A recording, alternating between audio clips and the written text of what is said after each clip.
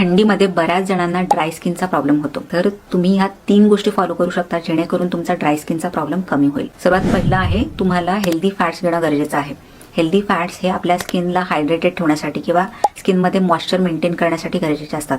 म्हणूनच तुम्ही regularly nuts आणि सीड्स खाऊ शकता, जसं की फ्लॅक्स सीड्स म्हणजे जवस, चिया सीड्स, त्यानंतर सूर्यफुलाच्या बिया आहेत, अक्रोड आहे, हे रेग्युलरली घ्या. आणि त्यासोबतच तुम्ही 2 चमचे तूप सुद्धा घेऊ शकता.